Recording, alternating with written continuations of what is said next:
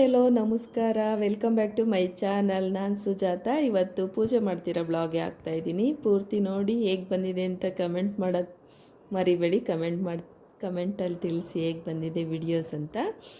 ಇವತ್ತು ದೇವ್ರ ಸಾಮಾನೆಲ್ಲ ತೊಳೆದು ನೀಟಾಗಿ ಪೂಜೆ ಮಾಡೋಣ ಅಂತ ರೆಡಿ ಮಾಡಿಕೊಂಡು ವಿಡಿಯೋ ಸ್ಟಾರ್ಟ್ ಮಾಡಿದ್ದೀನಿ.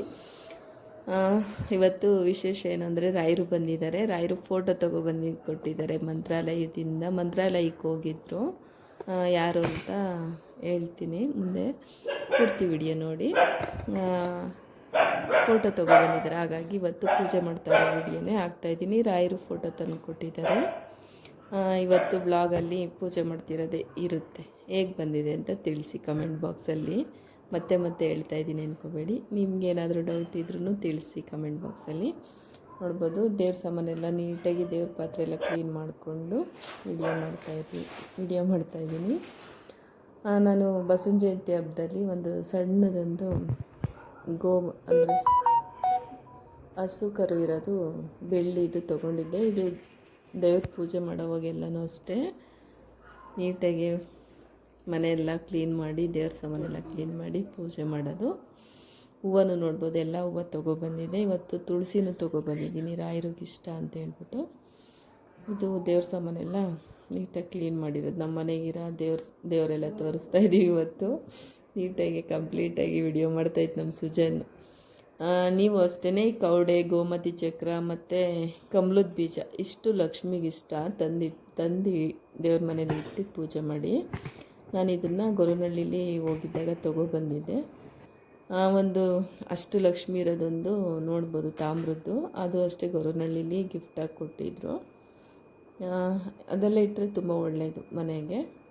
ಮತ್ತು ಹಸು ಕರು ಇರೋದು ಅಷ್ಟೇ ಬಸವನ ಜಯಂತಿ ಹಬ್ಬದಲ್ಲಿ, ಈ ಸರಿ ಬಸವನ ಜಯಂತಿ ಹಬ್ಬದಲ್ಲಿ ತೊಗೊಬಂದಿದ್ದು. ನಾನು ಬ್ಲಾಗೇ ಮಾಡಿಲ್ಲ, ಇವತ್ತು ನೋಡಿದ್ನಲ್ಲ ಅಂದ್ಬಿಟ್ಟು ಹೇಳ್ತಾಯಿದ್ದೀನಿ ಅಷ್ಟೇ.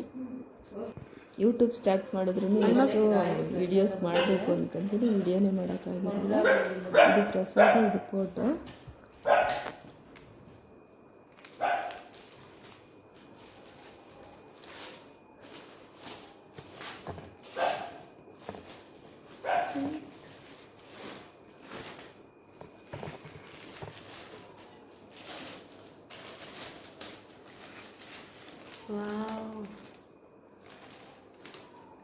ನನ್ನ ಕನಸು ನಮ್ಮ ರಾಯರು ನಮ್ಮ ಮನೆಗೆ ಬರೋದು, ಬಂದಿದ್ದಾರೆ. ಒಂದು ಫೋಟೋ ಸೇಚೀಸ್. ಹಾಂ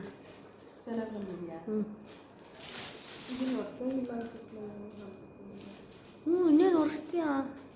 ಅದ್ರ ಇಷ್ಟೇ ಶೈನಿಂಗ್ ಎಲ್ಲ ಹೊಂಟೋತತೆ ಎಲ್ಲ.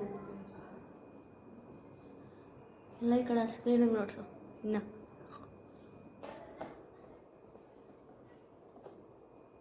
ಇಲ್ಲೇ ಇಲ್ಲ ನೀನು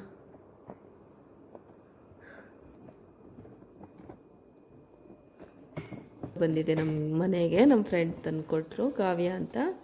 ಅವರು ಮಂತ್ರಾಲಯಕ್ಕೆ ಹೋಗಿದ್ರು, ಅದು ತೊಗೊಬನ್ನಿ ಅಂತ ಹೇಳಿದ್ದೆ, ತೊಗೊಬಂದರು. ಪ್ರಸಾದ ಮತ್ತು ರಾಯರ ಫೋಟೋ ತಂದು ಕೊಟ್ಟರು.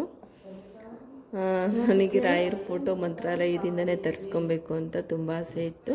ಹಾಗಾಗಿ ನನ್ನ ನನಸಾಯಿತು ಅಂತ ಹೇಳಿದ್ದು ನಾನು. ಫೋಟೋ ಅಂಗಡಿಲೆಲ್ಲ ಸಿಗುತ್ತೆ, ಮಂತ್ರಾಲಯದಿಂದನೇ ತೊಗೋಬೇಕು ಅನ್ನೋದೊಂದು ಆಸೆ ಇತ್ತು. ನಾವು ಹೋಗಬೇಕು ಅಂತ ಆಸೆ ಇದೆ. ಯಾವಾಗ ರಾಯರು ಕರೆಸ್ಕೊತಾರೆ ಗೊತ್ತಿಲ್ಲ, ಯಾವಾಗಾದರೂ ಹೋಗ್ಬೇಕು ಅನ್ನೋ ಆಸೆ ಇದೆ, ಹೋಗ್ತೀವಿ. ಈಗ ಫೋಟೋ ಇರಲಿಲ್ವಲ್ಲ ಅಂದ್ಬಿಟ್ಟು ಅವ್ರು ಹೋಗ್ತೀನಿ ಅಂದರು. ಹಾಗಾಗಿ ತೊಗೊಬನ್ನಿ ಅಂದೆ, ತೊಗೊಬಂದು ಕೊಟ್ಟರು. ಅವರು ಈ ವಿಡಿಯೋ ನೋಡ್ತಿದ್ರೆ ಥ್ಯಾಂಕ್ಸ್ ಅಂತ ಹೇಳ್ತೀನಿ ಅವ್ರಿಗೆ.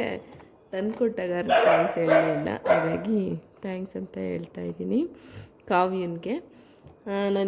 ನಾನು ರಾಯರನ್ನ ತುಂಬ ನಂಬ್ತೀನಿ. ಒಂದು 5-6 ವರ್ಷದಿಂದ ಅಷ್ಟೇ ನಂಬ್ತಾ ಇರೋದು. ಯಾಕೆ ಅಂದರೆ ಅದಕ್ಕೆ ಮುಂಚಾಗಿ ನಮ್ಮ ಅಕ್ಕನ ಮಗ ಮಂತ್ರಾಲಯಕ್ಕೆ ಹೋಗಿದ್ದ, ಅವಾಗೊಂದು ಫೋಟೋ ತಂದು ಕೊಟ್ಟಿದ್ದ. ಅದು ಕಾಮಧೇನು ಇರೋದು. ಒಂದು ಫೋಟೋ, ಒಂದು ಕ್ಲಿಪ್ಪಿಂಗ್ಸ್ ಇದ್ದರೆ ಹಾಕ್ತೀನಿ ಲಾಸ್ಟಲ್ಲಿ ನೋಡಿ. ಪೂಜೆ ಮಾಡ್ತಾಯಿದ್ದೆ, ಸುಮ್ಮನೆ ಪೂಜೆ ಮಾಡ್ತಾಯಿದ್ದೆ ಅಷ್ಟೇ. ಅಷ್ಟೊಂದೇನು ನಂಬಿರಲಿಲ್ಲ ನಾನು. ಒಂದು 3-4 ವರ್ಷದಿಂದ ನಂಬ್ತಾ ಇದ್ದೀನಿ. ತುಂಬ ಪವಾಡ ಆಗಿದೆ ರಾಯರು ನಂಬೋದ್ರಿಂದ. ನಮ್ಮ ಜೊತೆಲೇ ಇದ್ದಾರೆ ಅನ್ನೋ ಥರ ಫೀಲ್ ಆಗುತ್ತೆ ಒಂದೊಂದು ಸರಿ. ಒಳ್ಳೆ ಮನಸ್ಸಿರೋರನ್ನ ರಾಯರೇ ಹುಡುಕೊಂತಾರೆ. ಒಳ್ಳೆ ಮನಸ್ಸಿರೋರನ್ನ ರಾಯರೇ ಹುಡುಕಂತಾರೆ ಅವ್ರ ಭಕ್ತರನ್ನ ಮಾಡ್ಕೊಳ್ಳೋಕ್ಕೆ ಅಂತ ನಾನು ಅಂದ್ಕೊತೀನಿ. ಯಾಕೆಂದರೆ ಎಲ್ಲರೂ ರಾಯರು ಭಕ್ತರು ಆಗೋಕ್ಕಾಗಲ್ಲ. ಒಳ್ಳೆ ಮನಸ್ಸಿರೋರನ್ನ ರಾಯರೇ ಅವ್ರ ಭಕ್ತರನ್ನ ಮಾಡ್ಕೊತಾರೆ. ನನ್ನ ಕನಸಲ್ಲೂ ಅಷ್ಟೇ ಎಷ್ಟೋ ಸರಿ ನನ್ನ ಕನಸಲ್ಲಿ ಬಂದಿದ್ದಾರೆ. ರಿಯಲಾಗಿ ಇವಾಗ ಫೋಟೋ ವಿಗ್ರಹ ಎಲ್ಲ ನೋಡ್ತೀವಲ್ಲ, ಆ ರೀತಿ ಸುಮ್ಮನೆ ಫೋಟೋದಲ್ಲಿ ನೋಡಿದ್ದೀನಿ ಅಷ್ಟೇ. ಕನಸಲ್ಲೆಲ್ಲ ಫೋಟೋ ಬಂದಿದೆ. ಈ ರಾಯರು ಥರನೇ, ಸೇಮ್ ರಾಯರು ಥರನೇ, ಅಂದರೆ ಇದೇ ಥರ ಇವಾಗ ಪೂಜೆ ಮಾಡೋಕ್ಕೆಲ್ಲ ಫೋಟೋ ಇಟ್ಕೊತೀವಲ್ಲ ಆ ಥರ ಅಲ್ಲ, ಒಂದು ವಯಸ್ಸಾಗಿರೋರ ಥರ ಅವ್ರು ಹೆಂಗಿದ್ದಾರೋ ರಾಯರು ಹೆಂಗಿದ್ದಾರೋ ಹಂಗೇ ನಮ್ಮ ಹತ್ರ ಮಾತಾಡ್ದಂಗೆ ಕನಸಲ್ಲೆಲ್ಲ ಆಶೀರ್ವಾದ ಮಾಡ್ದಂಗೆಲ್ಲ ಒಂದು 2-3 ಸರಿ ಕನಸು ಬಂದಿದೆ. ತುಂಬ ಖುಷಿಯಾಗುತ್ತೆ ಜ್ಞಾಪಿಸ್ಕೊಂಡಾಗೆಲ್ಲ ನನ್ನ ಕನಸಲ್ಲೆಲ್ಲ ಬಂದು ಆಶೀರ್ವಾದ ಮಾಡಿದ್ದಾರೆ ಅಂತ. ಹಾಗಾಗಿ ಯಾವಾಗೂ ನನ್ನ ಮನಸ್ಸಲ್ಲಿ ರಾಯರೇ ಅಂತ ಹೇಳ್ಕೊತಾ ಇರ್ತೀನಿ. ನನ್ನ ಮನಸ್ಸಲ್ಲಿದ್ದಾರೆ ಅಂತ ನಾನು ಯಾವಾಗೂ ಅಂದ್ಕೊತೀನಿ. ಮನೇಲಿ ಫೋಟೋ ಇರಲಿಲ್ವಲ್ಲ, ಆಗ ತಂದು ಕೊಟ್ಟರು ಅಂತ ಸಖತ್ ಖುಷಿಯಾಯಿತು. ನೀವು ಯಾರೆಲ್ಲ ರಾಯರು ಭಕ್ತರಿದ್ದೀರಾ ಅಂತ ಕಮೆಂಟ್ ಬಾಕ್ಸಲ್ಲಿ ತಿಳಿಸಿ. ನಿಮ್ಮ ಜೀವನದಲ್ಲಿ ಏನಾದರೂ ಕಷ್ಟ ನೋವು ಇದ್ದರೆ ರಾಯರು ನಂಬಿ ಬೇಗ ನಿಮಗೆ ಒಲಿತಾರೆ. ಬೇಗ ಒಲಿಬೇಕಾದ್ರೆ ನೀವು ಅಷ್ಟೇ ಪರಿಶುದ್ಧವಾಗಿರೋ ಮನಸ್ಸು ಇಟ್ಕೊಬೇಕು. ಯಾರಿಗೂ ಕೆಟ್ಟದ್ದು ಬಯಸೋದೇ ಆಗಿರ್ಬೋದು, ಇನ್ನೊಬ್ರಿಗೆ ಮುಂದೆ ಒಳ್ಳೇದು ಮಾತಾಡಿ ಹಿಂದೆ ಮನಸ್ಸಲ್ಲೆಲ್ಲ ತಪ್ಪಾಗಿ ನಾನು ತಿಳ್ಕೊಂಡು ಚಾಡಿ ಮಾತು ಹೇಳೋದು, ಬೇರೊಬ್ರಿಗೆ ಚುಚ್ಚಿ ಮಾತಾಡೋದು ಅವೆಲ್ಲ ಮಾಡಬಾರ್ದು. ಹಂಗಿದ್ರೆ ಶುದ್ಧ ಮನಸ್ಸಿದ್ರೆ ರಾಯರು ಖಂಡಿತವಾಗ್ಲೂ ಒಲಿತಾರೆ. ನಾವೇನು ಬೇಡಿಕೆ ಆಗಿರ್ಬೋದು, ನಮಗೇನು ಕೊಡಬೇಕು ರಾಯರು ಕೊಟ್ಟೇ ಕೊಡ್ತಾರೆ. ನಮ್ಮನ್ನು ಒಂದು ಒಳ್ಳೆ ಸ್ಥಾನದಲ್ಲಿ ಇಟ್ಟಿರ್ತಾರೆ. ಅದು ನನಗೆ ಅನುಭವ ಆಗಿದೆ, ಹಾಗಾಗಿ ಹೇಳ್ತಾ ಇದ್ದೀನಿ. ನಾನು ಇಷ್ಟು ದಿನ ನಿಮ್ಮ ಹತ್ರ ಹೇಳ್ಕೊಂಡೇ ಇಲ್ಲ ನಾನು ರಾಯರು ಭಕ್ತೆ ಅಂತ. ಏಕೆಂದರೆ ಕೆಲವೊಬ್ಬರು ತೋರಿಸ್ಕೊಳ್ಳೋದಕ್ಕೋಸ್ಕರ ಹೇಳ್ಕೊತಾರೇನೋ ಅನ್ನೋದು ಬಂದ್ಬಿಡುತ್ತೆ ಅಂತ ನಾನು ಹೇಳ್ಕೊತಾ ಇಲ್ಲ. ಎಷ್ಟೋ ಜನ ಯೂಟ್ಯೂಬರು ರಾಯರು ಭಕ್ತರು ಅಂದ್ರೂ ಅದಕ್ಕೂ ಸ್ವಲ್ಪ ಜನ ಮಾತಾಡ್ತಾ ಇರೋದೆಲ್ಲ ನೋಡ್ತಿರ್ತೀನಿ ಯೂಟ್ಯೂಬಲ್ಲಿ. ಹಾಗಾಗಿ ಏನು ಮಾತಾಡೋಕ್ಕೂ ಸ್ವಲ್ಪ ನಿಧಾನಕ್ಕೆ ಯೋಚನೆ ಮಾಡಿ ಮಾತಾಡೋದು ನಾನು. ಹಾಗಾಗಿ ರಾಯರು ಭಕ್ತರು ಯಾರೆಲ್ಲ ರಾಯರು ಭಕ್ತರು ಇಡ್ತಿರಲ್ಲ ಅವ್ರಿಗೆ ತುಂಬ ಅನುಭವ ಆಗಿರುತ್ತೆ. ರಾಯರು ನಮ್ಮ ಮನಸ್ಸಲ್ಲೇ ಇದ್ದಾರೆ. ನಾವು ಏನಾದರೂ ಥಿಂಕ್ ಮಾಡ್ತಿದ್ರೆ ಇಂಥದ್ದು ಬೇಕು, ಏನಾದರೂ ಯೋಚನೆ ಮಾಡ್ತೀರ ಅಂಥದ್ರ ಬಗ್ಗೆ ರಾಯರಂಗೆ ಅಪ್ಪಿಸ್ಕೊಂಡಿದ್ದ ತಕ್ಷಣ ಅದಾಗೋದಾಗಿರ್ಬೋದು, ಪ್ರತಿಯೊಂದಕ್ಕೂ ಅಷ್ಟೇ ಸ್ಪಂದಿಸ್ತಾರೆ ಅನ್ನೋ ಥರ ಮನಸ್ಸಿಗೆ ಬಂದ್ಬಿಡುತ್ತೆ ರಾಯರನ್ನ ನಂಬಿದ ಮೇಲೆ. ಹಾಗಾಗಿ ಹೇಳ್ತಾ ಇದ್ದೀನಿ, ನಿಮ್ಮ ಜೀವನದಲ್ಲಿ ಏನಾದರೂ ಸ್ವಲ್ಪ ಕಷ್ಟ ನೋವು ಇದ್ದರೆ, ಒಳ್ಳೆ ಮನಸ್ಸಿಟ್ಕೊಂಡಿದ್ರೆ ರಾಯರು ನಂಬಿ ರಾಯರು ಖಂಡಿತ ನಿಮ್ಗೆ ಒಲಿತಾರೆ. ಒಳ್ಳೆ ಮನಸ್ಸಿರ್ಬೇಕಷ್ಟೇ. ನನಗೆ ಒಲ್ದಿದ್ದಾರೆ ಅಂತಲೇ ಹೇಳ್ಬೋದು.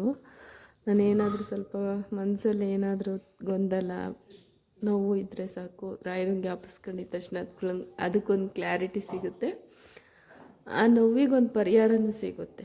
ಆ ರೀತಿ ನೀವು ರಾಯರನ್ನ ನಂಬಿ ನಾನು ಒಳ್ಳೆಯದಾಗುತ್ತೆ. ಇವತ್ತು ದೇವ್ರನ್ನೇ ಮಾಡೋದು, ಏನು ನಂಬಲ್ಲ. ಪೂಜೆ ಮಾಡೋದ್ರ ಬಗ್ಗೆ, ಇನ್ನು ಈ ವಿಗ್ರಹ ಆಗಿರ್ಬೋದು, ಫೋಟೋ ಆಗಿರ್ಬೋದು, ಇದ್ರ ಎಲ್ಲದ್ರ ಬಗ್ಗೆ ಏನಾದರೂ ನಿಮಗೆ ನೋಡಬೇಕು ಅನ್ನೋ ಇಂಟ್ರೆಸ್ಟ್ ಇದ್ದರೆ, ತಿಳ್ಕೊಬೇಕು ಅನ್ನೋದು ಇಂಟ್ರೆಸ್ಟ್ ಇದ್ದರೆ ಕಮೆಂಟ್ ಬಾಕ್ಸಲ್ಲಿ ತಿಳಿಸಿ. ಇನ್ನು ಮುಂದೆ ಬರೋ ಬ್ಲಾಗಲ್ಲಿ ಅಪ್ಲೋಡ್ ಮಾಡ್ತೀನಿ. ದೇವ್ರ ಸಾಮಾನು, ದೇವ್ರ ಪಾತ್ರೆಗಳೆಲ್ಲ ನೀಟಾಗಿ 15 ದಿನಕ್ಕೊಂದ್ಸರಿ ತೊಳೆದ್ಬಿಟ್ಟು ಪೂಜೆ ಮಾಡ್ತೀನಿ. ಇನ್ನು ವಿಗ್ರಹ ನೋಡ್ಬೋದು, ಯಾವ್ಯಾವ ವಿಗ್ರಹ ಇದ್ದಾವೆ ಅಂತ ನಿಮ್ಗೇನಾದ್ರು ತಿಳ್ಕೊಬೇಕು ಅನ್ನೋದಿದ್ರೆ ಕಮೆಂಟ್ ಬಾಕ್ಸಲ್ಲಿ ತಿಳಿಸಿ. ನನಗೆ ದೇವ್ರ ಪಾತ್ರೆ ಎಲ್ಲ ಜಾಸ್ತಿ ಇರಬೇಕು. ವರಮಹಾಲಕ್ಷ್ಮಿ ಹಬ್ಬ ಮಾಡಬೇಕಾದ್ರೂ ನೋಡ್ಬೋದು, ಒಂದು ದೊಡ್ಡದೊಂದು ಟಬ್ಬಲ್ಲೆಲ್ಲ ನೀಟಾಗಿ ತೊಳೆದ್ಬಿಟ್ಟು ಒಂದು ಬಿಳೆ ಪಂಚಲ್ಲಿ ಕಟ್ಟಿ ಎತ್ತಿಟ್ಟಿರ್ತೀನಿ. ನನಗೆ ದೇವ್ರ ಪೂಜೆ ಸಾಮಾನೆಲ್ಲ ಜಾಸ್ತಿ ಇರಬೇಕು. ಹಂಗಿದ್ರೇ ನನಗೆ ಪೂಜೆ ಮಾಡೋವಾಗ ಸಮಾಧಾನ ಅನಿಸುತ್ತೆ. ಮತ್ತು ನಾವು ಯೂಸ್ ಮಾಡೋದು ಅಡುಗೆ ಮನೆಗೆಲ್ಲ ಪಾತ್ರೆ ಯೂಸ್ ಮಾಡ್ತಿರ್ತೀವಲ್ಲ, ಅದೆಲ್ಲ ತೊಗೊಬಂದು ದೇವರಿಗೆಲ್ಲ ಯೂಸ್ ಮಾಡಬಾರ್ದು. ನಾನು ಫಾಲೋ ಮಾಡ್ತಿರೋದಿದು. ನಿಮಗೂ ಇಷ್ಟ ಆದರೆ ಇದೇ ರೀತಿ ಮಾಡಿ. ಏಕೆಂದರೆ ನಾವು ನಾನ್ ವೆಜ್ ಎಲ್ಲ ಮಾಡ್ತಿರ್ತೀವಿ, ಅದೇ ಪಾತ್ರೆ ತೊಗೊಬಂದು ದೇವ್ರಿಗೆ ಇಡೋದು ಅದೆಲ್ಲ ಮಾಡಬಾರ್ದು. ಹಾಗಾಗಿ ನನಗೆ ಈ ಫೋಟೋ ಬಂದಮೇಲೆ ಇನ್ನೊಂದು ಎಕ್ಸ್ಪೀರಿಯೆನ್ಸ್ ಆಗ್ತಾಯಿದೆ. ಮುಂದೆ ಬರೋ ಬ್ಲಾಗಲ್ಲಿ ಹೇಳ್ತೀನಿ ಏನಾಗ್ತಿದೆ ಅಂತ. ನಿಜ ಹೇಳ್ತೀನಿ, ನನಗೆ ಈ ಫೋಟೋ ಬಂದಮೇಲೆ ಇನ್ನೊಂದು ಥರ ಮನಸ್ಸು ಬಂದ್ಬಿಟ್ಟಿದೆ. ಇನ್ನು ಏನೋ ತಿನ್ನೋದು ಬಿಡ್ತಾ ಇದ್ದೀನಿ, ಏಕೆಂದರೆ ನನಗೆ ಅದನ್ನು ನಾನು ಅಷ್ಟು ಇಷ್ಟಪಟ್ಟು ತಿಂತಾಯಿದ್ದೆ, ತಿನ್ನೋದೇ ಬಿಡ್ತಾ ಇದ್ದೀನಿ. ಯಾಕೆ ಏನು ಅಂತ ಮುಂದೆ ಬರೋ ಬ್ಲಾಗಲ್ಲಿ ಅಪ್ಲೋಡ್ ಮಾಡ್ತೀನಿ, ಹೇಳ್ತೀನಿ. ನಿಮ್ಮ ಕಮೆಂಟ್ ಬಾಕ್ಸಲ್ಲಿ ತಿಳಿಸಿ. ಲೈಕು ಕಮೆಂಟ್ ಶೇರ್ ಬಂದರೆ ನಾವು ಹೇಳ್ಕೊಳ್ಳೋಕ್ಕೆ ಒಂದು ಜನ ನೋಡ್ತಿದ್ದಾರಪ್ಪ ನಮ್ಮನ್ನು ಏನು ಅನಿಸ್ತೋ ಅದು ಹೇಳ್ಬೋದು, ವಿಡಿಯೋ ಮಾಡೋಕ್ಕೆ ಇಂಟ್ರೆಸ್ಟ್ ಬರುತ್ತೆ. ಹಾಗಾಗಿ ಎಲ್ಲರೂ ಕಮೆಂಟ್ ಬಾಕ್ಸಲ್ಲಿ ತಿಳಿಸಿ. ರಾಯರಿದ್ದಾರೆ ಅಂತ ಕಮೆಂಟ್ ಮಾಡಿ. ಯಾರೆಲ್ಲ ರಾಯರು ಭಕ್ತರು ಇದ್ದೀರಾ ನನಗೂ ಗೊತ್ತಾಗುತ್ತೆ. ಲೈಕ್ ಮಾಡಿ. ನೋಡ್ಬೋದು, ನನಗೆ ಮನಸ್ಸಿಗೆ ಸಮಾಧಾನ. ಮನೆಯಲ್ಲಿ ದೇವ್ರ ಪೂಜೆ ಮಾಡಿದ್ರೆ ನಮ್ಮ ಮನೆಯೇ ದೇವಸ್ಥಾನ ಥರ ಅನಿಸ್ಬಿಡುತ್ತೆ. ನಾನು ಯಾವಾಗೂ ಅಷ್ಟೇ ಹಾಗೇ ಪೂಜೆ ಮಾಡೋದು. ದೇವ್ರ ಸಾಮಾನೆಲ್ಲ ತೊಳೆದು ಪೂಜೆ ಮಾಡಿದ ದಿವಸ ಅಂತೂ ದೇವರೇ ಮನೇಲಿದ್ದಾರೆ, ದೇವಸ್ಥಾನನೇನೋ ಅನಿಸ್ಬಿಡುತ್ತೆ. ಅಷ್ಟು ಫೀಲಿಂಗ್ಸ್ ಆಗ್ತಾ ಇರುತ್ತೆ, ದೇವಸ್ಥಾನ ಇದ್ದಂಗಿದೆ ಅಂತ. ನನಗೆ ವಾರ ಮಾಡಿದ ದಿವಸ ಅಂತೂ ತುಂಬ ಖುಷಿ ಆಗುತ್ತೆ. ಡೈಲಿ ಪೂಜೆ ಮಾಡ್ತೀವಿ, 2 ಕಡ್ಡಿ ಹಚ್ಚಿಡ್ತೀನಿ ದೀಪ ಹಚ್ಬಿಟ್ಟು. ಆದರೆ ದೇವ್ರ ಸಾಮಾನೆಲ್ಲ ತೊಳೆದ್ಬಿಟ್ಟು ಪೂಜೆ ಮಾಡ್ತೀವಲ್ಲ, ಅವತ್ತು ಸಖತ್ತು ಖುಷಿ ಇರುತ್ತೆ, ಪಾಸಿಟಿವಿಟಿ ಇರುತ್ತೆ ಮನೆಯಲ್ಲಿ ಅಂತಲೇ ಹೇಳ್ಬೋದು. ಇದನ್ನು ದುಷ್ಟ ಜನಗಳು ನೋಡ್ತಿರ್ತಾರೆ. ನಿಜ ಹೇಳ್ತೀನಿ, ನನಗೆ ಅಂತ ನೋಡ್ತಿರೋರ್ಗು ಎಲ್ಲಿ ಕಣ್ದೃಷ್ಟಿ ಆಗ್ಬಿಡುತ್ತೋ ಅನ್ನೋದು ನನ್ನ ಮನಸ್ಸಲ್ಲಿರೋದು ಹೇಳ್ಕೊಳಕ್ಕೂ ಭಯ. ಕಣ್ದೃಷ್ಟಿ ಆಗುತ್ತೆ ಅಂತ. ಎಲ್ಲರೂ ಅಷ್ಟೇ ಒಳ್ಳೆ ಮನಸ್ಸಿಟ್ಕೊಂಡು ನೋಡಿ. ಇದು ಕರ್ಮ, ಯಾರನ್ನೂ ಬಿಡಲ್ಲ, ಕಲಿಯುಗ ಇದು. ಒಬ್ರಿಗೆ ಕೆಟ್ಟದ್ದು ಬಯಸಿದ್ರೆ ರಿಟರ್ನ್ ನಿಮಗೆ ಆಗುತ್ತೆ. ಯಾರಿಗಾದ್ರೂ ಕೆಟ್ಟದ್ದು ಬಯಸೋಕ್ಕೆ ಮುಂಚೆ ಸ್ವಲ್ಪ ಯೋಚನೆ ಮಾಡಿಕೊಂಡು ಕೆಟ್ಟದ್ದು ಭಯ ಮಾಡಿ. ಏಕೆಂದರೆ ಯಾರಿಗೂ ಬಿಡಲ್ಲ ಕರ್ಮ. ಇದು ಕಲಿಯುಗ ಆಗಿರೋದ್ರಿಂದ ಅವ್ರು ಮಾಡಿದ ಅವರೇ ಅನುಭವಿಸ್ಬೇಕು. ಹಾಗಾಗಿ ಯಾರೇ ಆಗಲಿ ಒಳ್ಳೆ ಮನಸ್ಸಿಟ್ಕೊಂಡು ವಿಡಿಯೋ ನೋಡಿ.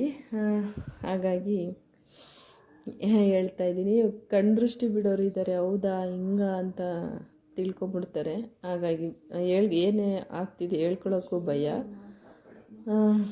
ಇವತ್ತು ಸ್ವಲ್ಪ ಮನಸ್ಸಲ್ಲಿರೋದೇ ಹೇಳ್ಬಿಟ್ಟಿದ್ದೀನಿ. ಹಾಗಾಗಿ ಪೂಜೆ ಮಾಡಿದ್ರೆ ಮನಸ್ಸಿಗೆ ನೆಮ್ಮದಿ ಅನಿಸುತ್ತೆ. ವಿಗ್ರಹ ನೋಡ್ಬೋದು, ಗಣೇಶ, ಲಕ್ಷ್ಮಿದೆಲ್ಲ ಇದೆ. ನೀವು ಯಾವಾಗ ತೊಗೊಂಡ್ರು ಅಷ್ಟೇ, ನೀವು ಇಡಿ ಹಿಡ್ಕೊಂತೀರಲ್ಲ, ಮುಷ್ಟಿ ಇಡಿ ಹಿಡ್ಕೊಂಡ್ರೆ ಇಡಿ ಒಳಗಡೆ ಇರಬೇಕು. ಆ ರೀತಿ ನೀವು ವಿಗ್ರಹ ತಗೊಳ್ಳಿ. ಮತ್ತು ಪ್ರಭಾವಳಿನೂ ಅಷ್ಟೇ, ಮುಂದೆ ಹೇಗೆಲ್ಲ ಕೆತ್ತನೆ ಮಾಡಿರ್ತಾರೋ ಹಿಂದೇನೂ ಅದೇ ರೀತಿಯೇ ಇರಬೇಕು, ಆ ಥರ ತಗೋಬೇಕು. ಹಿಂದೇನು ಫ್ಲಾಟಾಗಿರೋದೆಲ್ಲ ತೊಗೋಬೇಡಿ, ಅದು ಪೂಜೆ ಮಾಡಿದ್ರೆ ಫಲ ಸಿಗಲ್ಲ ಅಂತಾರೆ. ಇನ್ನೊಂದು ಇದ್ರದ್ದು ನೋಡ್ಬೋದು, ಹಿತ್ತಾಳೆ ಥರದ್ದು ಅಷ್ಟಲಕ್ಷ್ಮಿದಿದೆ. ಅದು ಗೊರವನಹಳ್ಳಿಲಿ ನನಗೆ ಗಿಫ್ಟಾಗಿ ಸಿಕ್ಕಿದ್ದು. ಅಂದರೆ ಅವತ್ತೇನೋ ಪೂಜೆ ಇತ್ತಂತೆ, ಒಂದಷ್ಟು ಜನಕ್ಕೆ ಫ್ರೀಯಾಗಿ ಕೊಡ್ತಾಯಿದ್ದೀವಿ ಅಂತೇಳಿ ಕೇಳಿದ್ರು. ಅದನ್ನು ಅಷ್ಟೇ, ಅದು ಬಂದಾಗಿಂದ ತುಂಬ ಒಳ್ಳೆಯದಾಗಿದೆ. ಇವತ್ತಿನ ವಿಡಿಯೋ ಇದಾಗಿತ್ತು. ಏನು ಅನ್ನಿಸ್ತು ಅಂತ ಕಮೆಂಟ್ ಬಾಕ್ಸಲ್ಲಿ ತಿಳಿಸ್ರಿ. Thank you for watching.